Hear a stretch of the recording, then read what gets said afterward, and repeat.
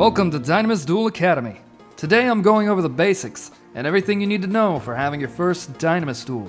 So let's get started. You'll first need to download the Dynamis Duel software, which is linked in the description of this video. But you can also visit dynamisduel.org to find the link along with other info and card galleries. Once you've started the software, you'll get to this title screen where you can host and join duels or enter the deck builder. It comes with a starter deck that's perfect for learning the basics, so let's try it out. Click the host button and you'll see this menu. Now there are a lot of options, but most of these are mods and optional additions that we'll be ignoring today.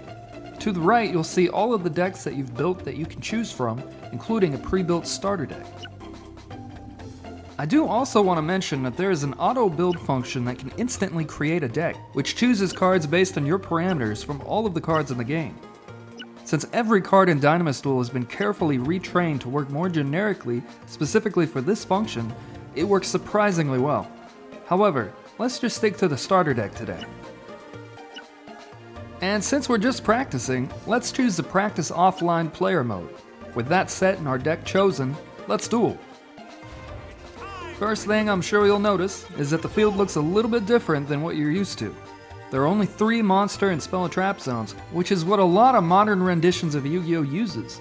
It reduces the overall range of power levels and setbacks, as well as deepens column and zone-based plays. The field zone is now a single zone in the center of the field, shared by all players. The special zone is mostly for optional additions like deck masters and using Millennium items, so we can ignore that. The ether is something truly unique, but I'm going to save that for when we talk about the advanced rules. You'll also notice that we have a coin for flipping and a 6-sided die for rolling. There are buttons on the bottom left for changing phases, and those are all the same as regular Yu-Gi-Oh!, including a main phase too. A new addition, however, is the damage gate. This acts as a buffer to your life points that takes all damage you're inflicted while it's active. If it's at 0 at the start of your turn, it goes offline for the remainder of the duel. But it's really good for guaranteeing at least a turn of protection, which pushes players to not dump all of their resources into one turn. With this layer of defense though, your life points start at 5,000 instead of the normal 8,000. Alright, let's hover over the deck. In most areas, doing this will bring up a guide box that shows the mouse and keyboard commands that you can use on that card or zone. For instance, this shows that pressing the R key on your deck shuffles it. Each zone can also be right-clicked to toggle a menu with other actions, such as searching through the cards in that zone. Since each player starts to duel with 5 cards, let's go ahead and press the 5 key on the deck to draw 5. Hovering over a card shows it and all of its info in the detail panel on the right, and you can hover over that panel to get a bigger view. Speaking of this area, you'll notice that there is a small book button in the bottom right corner. You can press this to open or close the rulebook so you can easily refer to it at any time during the duel. Now let's run through a normal turn so we can see how everything works. In Dynamis Duel, you draw 3 cards during your draw phase, and then you return any 1 card from your hand to the bottom of your deck. This keeps a healthy back and forth flow going between players, granting you a better opportunity to draw what you need to handle any given situation. We can press 3 on the deck to draw 3 cards.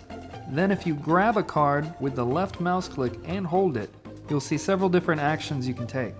Since we're returning it to the bottom of the deck, we'll need to, while still holding it, either right-click once or press the B button to toggle dropping it onto the bottom of the zone instead of the top, and then simply let go of it while hovering over the deck.